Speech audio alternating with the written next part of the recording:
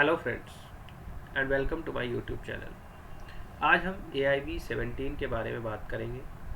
AIB से 17 की preparation हम कैसे करें, तो इसमें मैंने आप लोगों के लिए एक चार्ट दे रखा है जिसमें टोटल सब्जेक्ट जो है और कितने कितने मार्क्स के वो आते हैं AIB में, उसके बारे में मैंने हिंट दी है यहाँ पे। इसमें जो है IPC का जो पेपर है, इंडियन पिनल कोड, ये टोटल आता है 8 नंबर का। CRPC आता है 10 मार्क्स का। CPC आता है 10 मार्क्स का। एविडेंस आता है 8 मार्क्स का। अगर इनको सम कर दें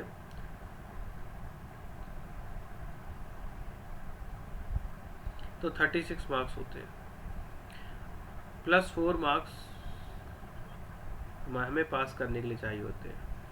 कोई नेगेटिव मार्किंग नहीं होती है। तो मेरा आप लोगों से यही सजेशन है या कह ले रिक्वेस्ट है कि अगर blindly please don't go blindly.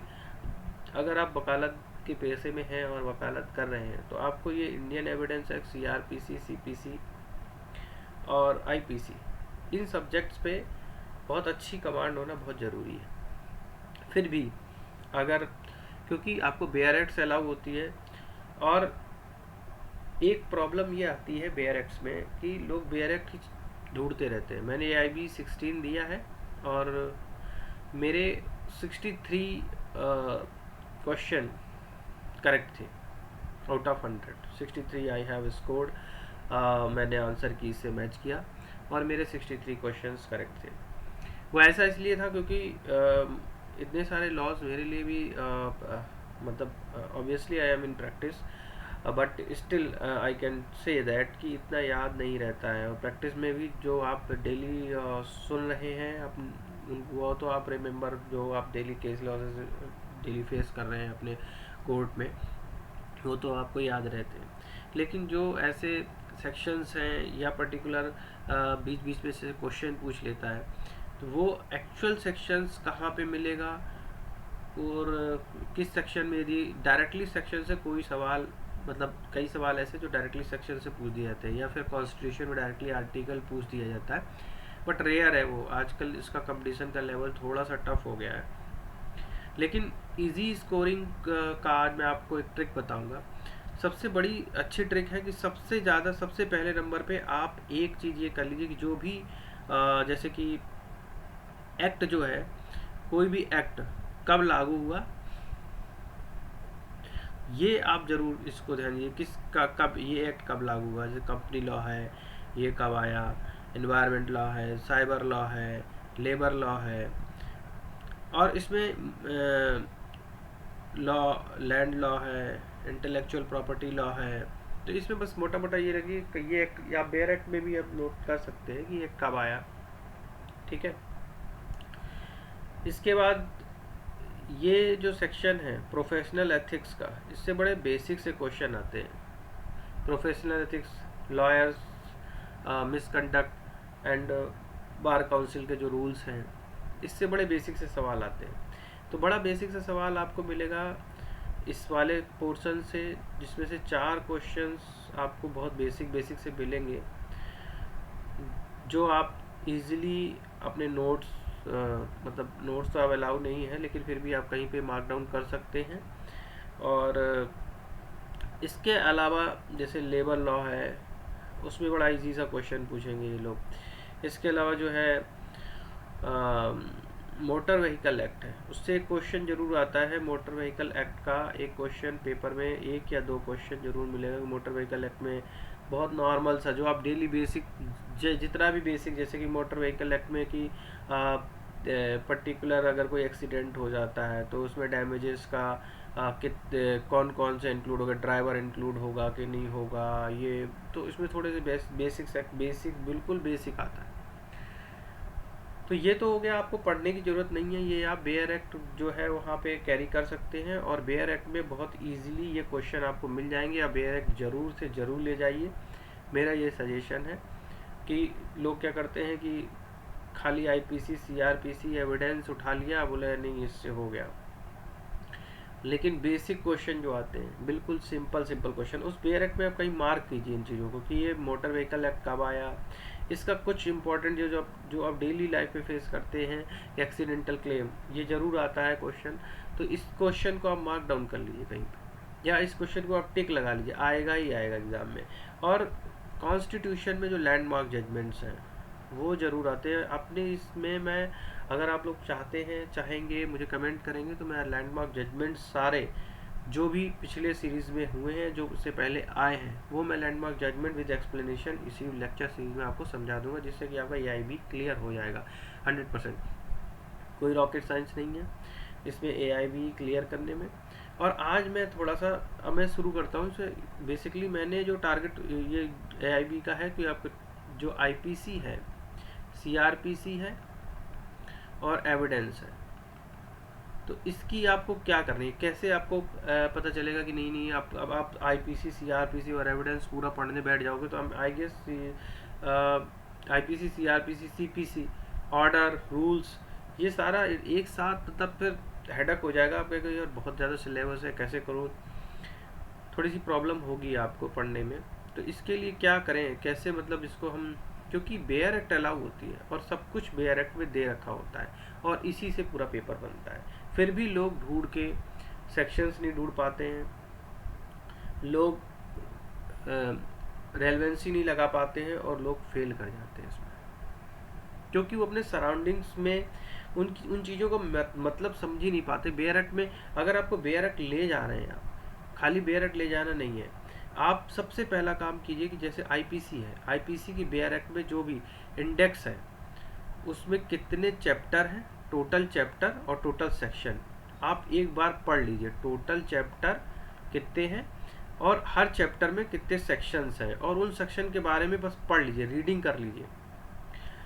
तो जैसे कि अब IPC का एग्जांपल ले लो, IPC में टोटल 23 चैप्टर्स हैं और 511 सेक्शंस हैं। तो अब इसमें 23 चैप्टर्स और 511 सेक्शंस को डिटेल में पढ़ने की बात नहीं कर रहा हूँ, मैं कह रहा हूँ कि आप खाली उसकी रीडिंग कर लीजिए, आप उसकी और वही चीज़ मैं यहाँ पे बताऊँगा कैसे करना है आपको, ताकि आपको बहुत ज़्यादा हेडेक ना लगे। एटलीस्ट आपको चैप्टर तो पता होना चाहिए, ये चैप्टर क्या क्या है और इसमें क्या कवरेज दे रखी है, कौन कौन से सेक्शन कवर कर रखे, किसके बारे में ये सेक्शंस हैं। तो अगर कोई ऐसा मिलता जुलता क्वेश्चन आता है तो आप सीधा उस चैप्टर को क्लिक करेंगे, अच्छा ये चैप्टर है, ये सेक्शन है, फटाफट इसमें देखो, और डिट्टो आपको लाइन छपी मिलेगी, जो क्वेश्चन होगा वही लाइन आपको देखने को मिलेगा, आप कर जाओगे आराम से। और मैं इसमें AIB के पुराने पेपर जो हैं, पुराने जो क्वेश्चन आए हैं उसके साथ लिंक करके आपको बताऊंगा कि कैसे हमें एग्ज़ाम क्रैक करना होता है। क्योंकि बहुत सारे YouTube चैनल हैं, बहुत से चीज़ें हैं, लेकिन लोग क्या करते हैं, खाली बस ये AIB के बारे में, नोटिफिकेशन के बारे में नाप सराप कुछ भी वीडियो बना देते हैं और बनाते रहते हैं कि नहीं AIB का ये नोटिफिकेशन आया, अब ये एग्ज़ाम है। वो तो आप लोग ऐसे ही पढ़ लोगे यार, AIB का एग्ज़ाम है, नोटिफिकेशन आ रहा है, तो नोटिफिकेशन तो आप ऐसे भी पढ़ोगे ही पढ़ोगे, क्योंकि अब एग्ज़ाम देना है तो एग्ज़ाम में हाल टिकट कब आएगा, ये सब कब आएगा, ये तो ऑनलाइन कंटेंट मिल जाता है। लेकिन एग्ज़ाम क्रैक कैसे करें, और मैं बताना चाहता हूँ, लोग बहुत फेल करते हैं इसमें। लोग कहते हैं यार 40 नंबर तो बड़े इजी काम है, आ जाएगा, 100 है, कहीं ना कहीं से तुक्के मार देंगे। लेकिन अगर आपको 40 नंबर लाने हैं तो मुझे, अगर आप 40 नंबर का ये सोचें मुझे खाली पास करना है, मैं तो चाहता हूँ कि आप इसी तरह 63 64 का टारगेट लेके चलें। लेकिन फिर भी अगर आपको लगता है नहीं हम यार 40 नंबर ही कर पाएंगे, डेली प्रैक्टिस में बहुत हो जाता है, घर ही शाम को आते हैं, 1 घंटा भी टाइम नहीं दे पाते, 1 घंटा तो टाइम आप देना शुरू कर दीजिए आप, क्योंकि 1 आवर्स डेली टाइम अगर आप देंगे तो आप इन इंडेक्सेस को अच्छे समझ पाएंगे। और मैं यहाँ पे पुराने क्वेश्चंस को ज़रूर रिवाइज कराऊंगा, तो जो जिससे एक आपको क्लियर आइडिया मिलेगा आपको सर्च कैसे करना है। इंडेक्स तो मिल गया, सेक्शन मिल गया, आप क्वेश्चन नहीं समझ में आ रहा है, सर्च कैसे करना है इसका मैं बेसिक आइडिया बिल्कुल इसमें दूंगा अपने ऑनगोइंग लेक्चर्स में। लेकिन इंटरेस्ट की बात है, कई सारे वीडियो बनाता हूँ, बहुत कम व्यूवर्स देखते हैं उसको, क्योंकि ज़्यादा कंटेंट जो होता है मेरा वो फोकस रहता है लोगों को डिलीवरी देने में, इधर उधर की बातें करने में मेरा बिल्कुल भी इंटरेस्ट नहीं है। और इससे मेरी भी टाइम, मैं अपना भी टाइम वेस्ट करूँगा, आप लोगों का भी टाइम वेस्ट करूँगा, और फिर कुछ ये पर्पस सॉल्व नहीं होता है यूट्यूब का। मेरा पर्पस है कि ज़्यादा से ज़्यादा हमारे जो अधिवक्तागण हैं वो आएँ, और सारे लोगों का वेलकम है। AIB 17 में जो लोग क्लियर करते हैं, फिर उसके बाद की प्रोसीजर क्या है, सीओपी का क्या प्रोसीजर है, सर्टिफिकेशन ऑफ प्रैक्टिस कैसे मिलेगी, ये सब चीज़, सर्टिफिकेशन ऑफ प्रैक्टिस कैसे मिलेगा, जब एक बार एग्ज़ाम क्लियर कर लोगे, एग्ज़ाम क्लियर करने के बाद सीओपी में क्या है, वो तो सीओपी के लिए आपको मतलब आप जहाँ पे भी प्रैक्टिस कर रहे हैं वहाँ से आपको फॉर्म भरवाना है, और उस फॉर्म को भर के आपको सीओपी के लिए अप्लाई करना है, और फिर सीओपी आपके पास आ जाएगा।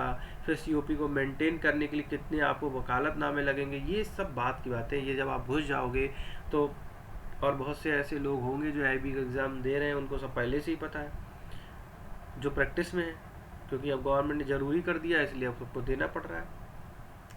तो इसलिए कह रहे हैं कि ये सब चीज़ें बिल्कुल ऐसी हैं जो आप अपने आप कर लोगे। इसके लिए कोई यूट्यूब, किसी प्रकार की हेल्प, यूट्यूब चैनल, कोई, मतलब मैं कहता हूँ चलो ठीक है, यूट्यूब चैनल से आप सर्च करते हो, सर्च करके आप कंटेंट निकालते हो और उसमें हेल्प आपको मिल जाती है।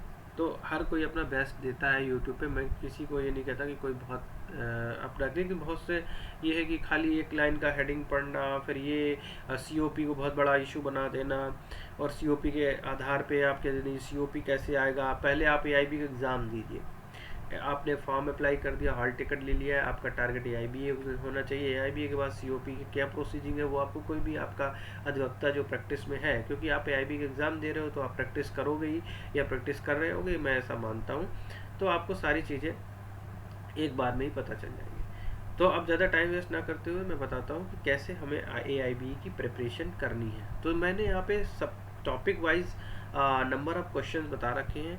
ये तुम्हारा कॉन्स्टिट्यूशन लॉ है जो 10 मार्क्स का आता है पेपर में। इसमें देखिए डाउट रहता है क्योंकि इसमें ज़्यादातर आते हैं लैंडमार्क जजमेंट। अब इसमें 5 नंबर का पेपर जो जजमेंट का सीरीज़ है, मैं आपको कुछ लैंडमार्क जजमेंट बताऊंगा, उसमें से हो सकता है अगर आपका लक बहुत अच्छा रहा तो उसी में से आ जाएंगे सारे लैंडमार्क जजमेंट।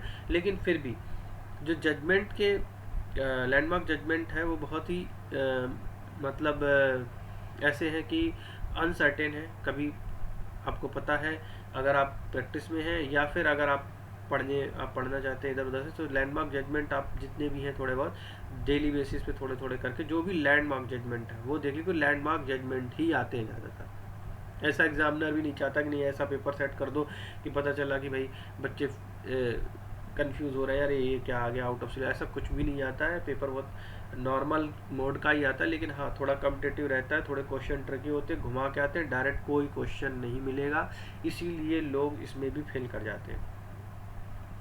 तो मेरा ये कहना है कॉन्स्टिट्यूशन थोड़ा सा अनसर्टेन रहेगा, आप आर्टिकल और ये सब पता करने में थोड़ा सा प्रॉब्लम आती है, इसलिए मैंने ये 4 सब्जेक्ट बनाया कि पकड़ के लिए कि आईपीसी आपका, सीआरपीसी, सीपीसी और एविडेंस, ये आपको डिट्टो क्वेश्चन जो है वो बेयर एक्ट से मिलते हैं। और अगर ये 36 नंबर आपने सही से कर लिए फिर आपको डर की कोई ज़रूरत नहीं है, फिर तो आपका जो भी एक्स्ट्रा है, लैंडमार्क जजमेंट पढ़ लिए वो भी एक्स्ट्रा है आपके। और दूसरी बात ये कि लोग कहते हैं कितने जजमेंट रटे यार, मतलब तो थोड़ा सा अनकंफर्टेबल होता है उनके लिए, जो लोग नहीं पढ़ना चाहते हैं या जो लोग अभी प्रैक्टिस कर रहे हैं उनके पास टाइम कम है। तो ऐसी कुछ सिनेरियोज हैं लोगों के पास जो तो लोग कहते हैं यार केस लॉ तो पढ़ लेंगे, जजमेंट कौन पढ़ेगा। तो इस तरह से कि जजमेंट कुछ लोगों को जजमेंट याद रहते हैं जो प्रैक्टिस में वो पुराने जजमेंट्स का रेफरेंस लेते रहते हैं, लेकिन फिर भी ज़्यादातर मैं भी कोर्ट जाता हूँ तो लोग ज़्यादातर यही है कि जो डेली बेसिस पे जो केसेस हैं वो सेक्शंस हैं उन्हें याद रहते हैं, ये सेक्शन वो केस, ये सेक्शन वो केस। तो इस तरह से तो इसीलिए थोड़ा सा कंफर्ट जोन होता है आईपीसी, सीआरपीसी और सीपीसी का, एविडेंस एक्ट साथ में जो डेली प्रैक्टिस में। और जो नए लॉयर्स हैं उनके लिए कि इसमें अगर आपने आईपीसी का, सीआरपीसी का, सीपीसी का और एविडेंसेस का अच्छे से अगर आपने चैप्टर्स और उनके इंडेक्सेस देख लिए, 1-2 बार देख लीजिए अच्छे से। अगर बहुत ही आपका बिल्कुल भी टाइम नहीं तब भी मैं कहूँगा आप इंडेक्सेस तो देखिए ज़रूर, खाली इस भरोसे मत जाइए कि नहीं वो तो बैरक लेके जाऊँगा इसी में से पूरा पेपर आएगा, बिल्कुल भी समझ में नहीं आता है कहाँ से क्वेश्चन पूछा गया अगर आपने इंडेक्सेस आपके दिमाग में नहीं बैठी हुई है तो सबसे पहला काम है आपको इंडेक्स का चार्ट बनाना आईपीसी का। आप शाम को जब सुबह जब उठते हैं तो आईपीसी, सीआरपीसी, सीपीसी और एविडेंस एक्ट, इनके जो है चार्ट को बस एक बार देख लिया करिए। देखते देखते देखते देखते आपके दिमाग में ये बिल्कुल चस्पा हो जाएंगे और बिल्कुल रट जाएंगे आपको। तो ठीक है, आईपीसी आता है आपका 8 मार्क्स का, सीआरपीसी जो है यहाँ पे 10 मार्क्स का है, और सीआरपीसी में काफ़ी ज़्यादा क्वेश्चन डायरेक्ट आते हैं इसमें। ठीक है, तो सीआरपीसी आता है 10 मार्क्स का। सीपीसी भी 10 मार्क्स का आता है, एविडेंस 8 मार्क्स का आता है। Alternative dispute and including the arbitration act, देखो डिस्प्यूट और आर्बिट्रेशन एक्ट का डायरेक्ट क्वेश्चन आता है, ये BRET से मिल जाएगा। तो इसकी कोई इंडेक्सिंग पढ़ने मतलब पढ़ सकते हैं आप इंडेक्सिंग एक बार। फैमिली लॉ है, हिंदू लॉ, मुस्लिम लॉ, इसमें भी बहुत इजी क्वेश्चन आता है, आप थोड़ा सा इंडेक्सिंग पढ़ के जाइएगा और थोड़ा सा हिंदू लॉ और मुस्लिम लॉ के बारे में पढ़ के जाइएगा। पब्लिक इंटरेस्ट लिटिगेशन PIL के बारे में जो क्वेश्चन होता है डायरेक्ट होता है क्वेश्चन, बहुत इजी क्वेश्चन आते हैं, जो पुराने पेपर में क्वेश्चन आए हुए हैं वो एक बार जरूर थोड़ा देख लीजिएगा। एडमिनिस्ट्रेटिव लॉ मैं नहीं कहूँगा बहुत ज़्यादा, बस BRET ले जाना है आपको, अगर नहीं अगर आ जाता है तो ठीक है, नहीं आता है तो फिर आपकी किस्मत।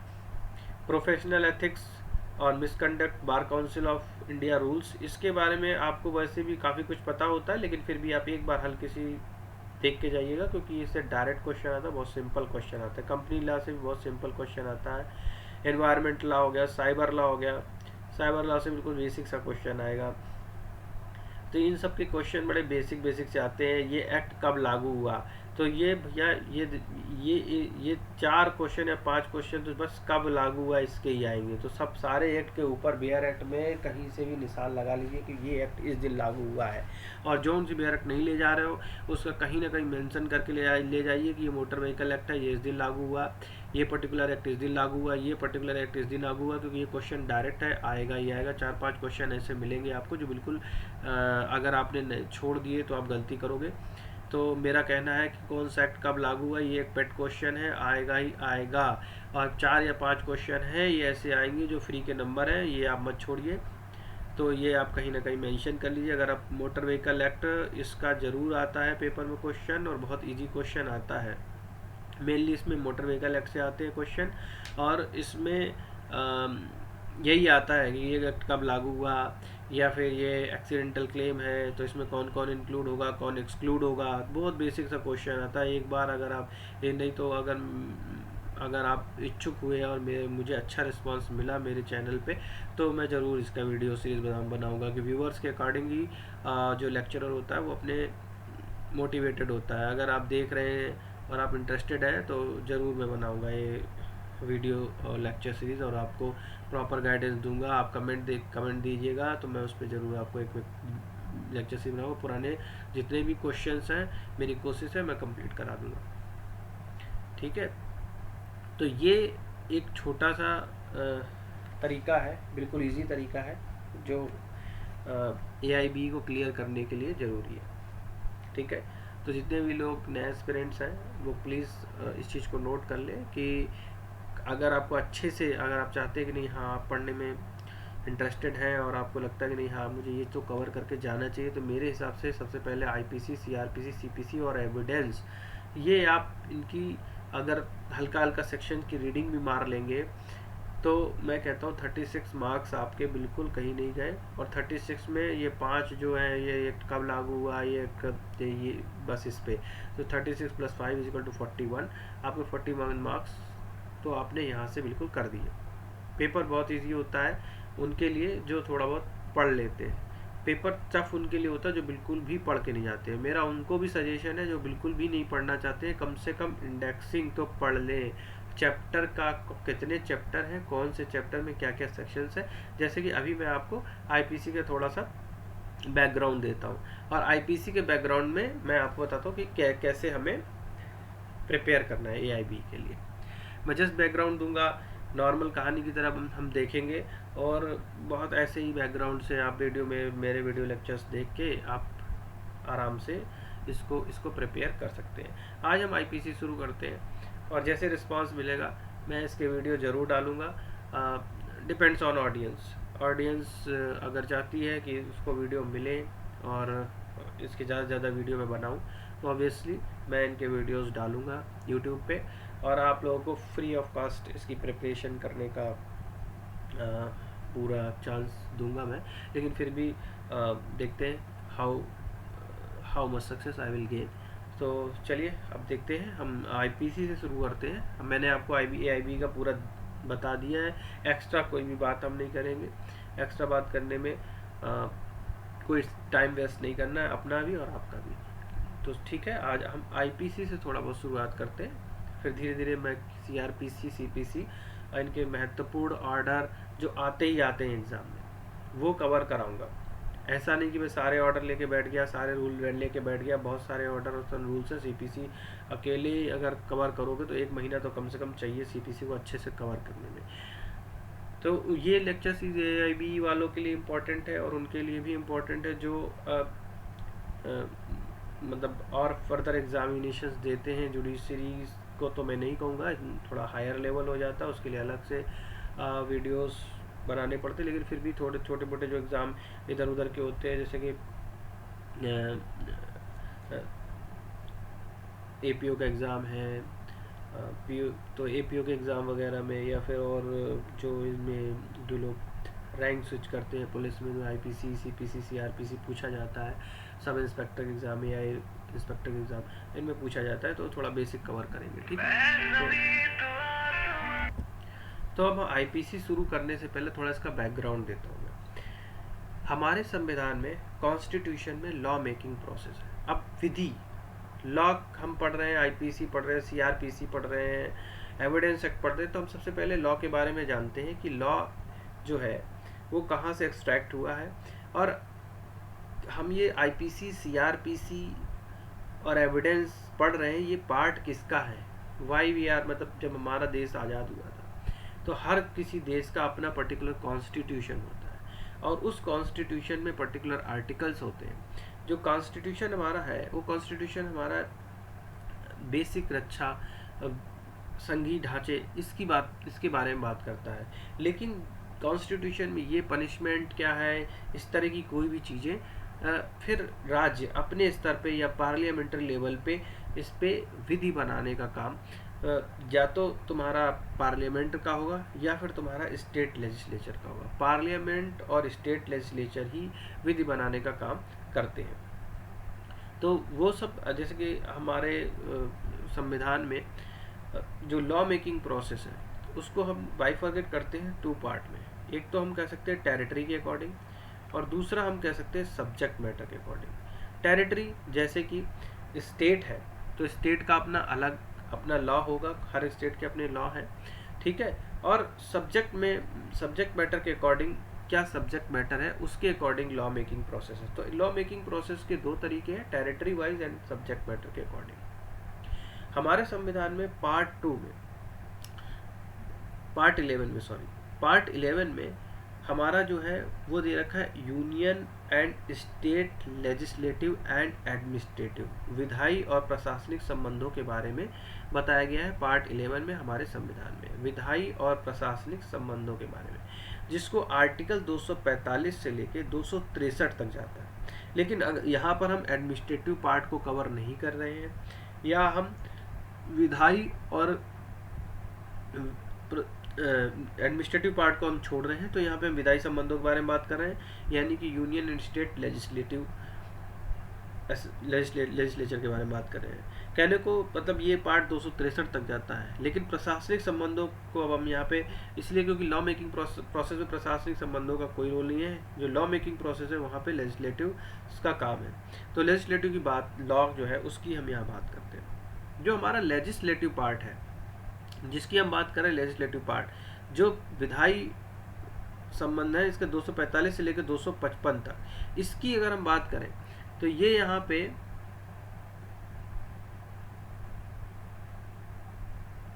लेजिस्लेटिव पार्ट है। ये लेजिस्लेटिव पार्ट तुम्हारा टेरिटरी वाइज और सब्जेक्ट वाइज आर्टिकल 245 में दिया गया टेरिटरी के अकॉर्डिंग और आर्टिकल 246 में दिया है सब्जेक्ट वाइज।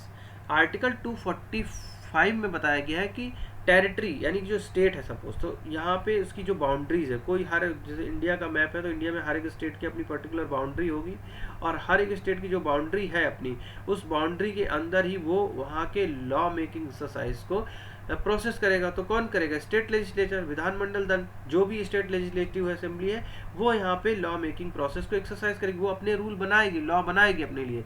तो विद इन टेरिटरी कौन बनाएगा? स्टेट लेजिस्लेचर बना सकता है और पार्लियामेंट, दोनों लॉ मेकिंग लॉ बना सकते हैं। तो टेरिटरी के अंदर दोनों है, स्टेट के अपने अलग राइट्स हैं, लेकिन पार्लियामेंट भी हस्तक्षेप कर सकता है, पार्लियामेंट भी उसके लिए स्टेट्स के लिए लॉ को बना सकता है। जैसे जीएसटी है, जीएसटी में क्या है कि जीएसटी ऊपर से इम्पोज हुआ ना हमारे ऊपर कि स्टेट ऐसे ये रूल फॉलो करेंगे, वो रूल फॉलो करेंगे, तो यहाँ पे पार्लियामेंट भी रूल को, जो पब्लिक वेलफेयर्स के रूल्स होते हैं पर ग्लोबल होते हैं, वो पार्लियामेंट भी इम्पोज करता है, और स्टेट लेजिस्लेचर भी उनको बना सकता है अपने लिए। उनमें से कहता है स्टेट लेजिस्लेचर अलग से लॉ पास कर सकता है कि हमारे स्टेट में ये लॉ एक्टिव रहेगा, या ये कोई कंसर्न है पर्टिकुलर स्टेट का, तो स्टेट अपने लिए लॉ मेकिंग प्रोसेस को एक्सरसाइज कर सकता है विद इन टेरिटरी। 245 आर्टिकल के अंतर्गत विद इन टेरिटरी में पार्लियामेंट और स्टेट लेजिस्लेचर दोनों काम करेंगे। आउटसाइड टेरिटरी है तो पूरे मतलब गणराज्य की बात आ जाती है, पूरे देश की बात आ जाती है, तो फिर वहाँ पे पार्लियामेंट ही लॉ मेकिंग एक्सरसाइज करता है। इसके बाद दूसरा है हमारा 246 सब्जेक्ट मैटर। सब्जेक्ट मैटर में हमारे संविधान में शेड्यूल 7 में एक लिस्ट दी गई है, इसमें 3 तरीके की लिस्ट दी गई है शेड्यूल 7 में। ये याद रखिएगा, ये पेपर प्री का है, और ये पेपर आपके क्वेश्चन में इसलिए मैं पढ़ा हूँ कि क्वेश्चन में आ सकता है, मतलब एग्जाम में आ सकता है ये क्वेश्चन आपके। तो सब्जेक्ट वाइज में शेड्यूल 7 में जो लिस्ट दी है, 3 लिस्ट दी गई है। ये 3 लिस्ट जो दी गई हैं, इसमें जो यूनियन लिस्ट है, स्टेट लिस्ट है, और एक है कॉन्करेंट लिस्ट। जो लिस्ट नंबर 1 है इसकी यूनियन लिस्ट, इसमें एंटिटी नंबर 97 है। इसमें जो लॉ मेकिंग एक्सरसाइज है, लॉ बनाने का अधिकार है, वो पार्लियामेंट के पास है। स्टेट लेवल की जो लिस्ट है, इसमें जो लॉ बनाने का पावर है वो है स्टेट को। यानी कि देखो, क्राइम जो है वो ऑफेंस हो गया, ऑफेंस के हिसाब से क्या इसको पनिशमेंट मिलनी है, उसके लिए जो भी लॉ मेकिंग एक्सरसाइज है वो यहाँ पे किसकी है? स्टेट की। तो आर्टिकल नंबर 246 में सब्जेक्ट वाइज, आर्टिकल नंबर 246 में शेड्यूल 7 में जो 3 लिस्ट दी गई हैं, union list, entity number 97, parliament को इसमें लॉ मेकिंग प्रोसेस विधि बनाने का अधिकार है। स्टेट लिस्ट जो है एंटिटी नंबर 66 है, यहाँ पे स्टेट को विधि बनाने का अधिकार है। और एक होती कॉन्करेंट लिस्ट, जहाँ पे पार्लियामेंट और स्टेट दोनों लॉ मेकिंग एक्सरसाइज कर सकते हैं। जो कॉन्करेंट लिस्ट है, यहाँ पे पार्लियामेंट और स्टेट दोनों ही लॉ मेकिंग एक्सरसाइज कर सकते हैं। अब इस कॉन्करेंट लिस्ट को अलग से हम बात करते हैं। जो ये सीएल है, ये कॉन्करेंट लिस्ट है किसमें? आर्टिकल नंबर 246 के शेड्यूल 7 में जो ये कॉन्करेंट लिस्ट दे रखी है, इस कॉन्करेंट लिस्ट में 3 एंट्रियां हैं। पहली एंट्री जो है वो कहती है आईपीसी के बारे में। तो ये क्वेश्चन आ सकता है कि आईपीसी का जिक्र कहाँ पे कर रखा है कॉन्स्टिट्यूशन में? तो कॉन्स्टिट्यूशन के आर्टिकल नंबर 246 के शेड्यूल नंबर 7 में 3 तरीके की लिस्ट दे रखी है।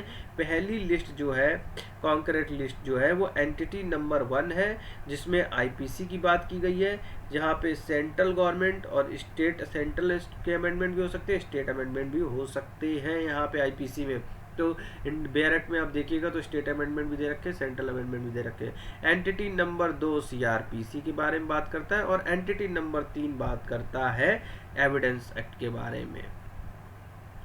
ठीक है, तो ये हमने अब यहाँ पे बताया कि आईपीसी का होल सोल प्रोसेस क्या है। और आईपीसी, जब आईपीसी आप लॉ पढ़ रहे हो तो बेसिकली इसका एक्सट्रैक्शन कहाँ से हुआ है, संविधान में कहाँ से आर्टिकल, संविधान के किस आर्टिकल में, किस शेड्यूल में, किस लिस्ट में आईपीसी, सीआरपीसी और एविडेंस का जिक्र कर रखा है, ये मैंने आपको बताया है। अगर मज़ा आ गया हो तो आप प्लीज़ लाइक कीजिएगा, शेयर कीजिएगा और कमेंट कीजिएगा। अब नेक्स्ट टर्न मैं आपको आईपीसी के नेक्स्ट लेक्चर सीरीज में आईपीसी के सारे चैप्टर्स और उसके करस्पॉन्डिंग जितने भी इम्पॉर्टेंट सेक्शंस हैं उनके बारे में बताऊंगा। तो ये जो है, जिससे कि आपका जो आईबीपीएस का एग्ज़ाम है सॉरी, AIBE का एग्ज़ाम है, ऑल इंडिया बार एग्जामिनेशन का एग्ज़ाम है, उसमें आपको कोई प्रॉब्लम नहीं होगी। तो आप इसको ईजिली अपने ऑल इंडिया बार एग्जामिनेशंस में आप क्लिक कर सकते हैं, ये सेक्शन आया, ये इस चैप्टर का ये पर्टिकुलर चैप्टर किसकी बात करता है, और उस चैप्टर के संबंध में आप अपने ईजिली आप अपना दिमाग लगा सकते हो।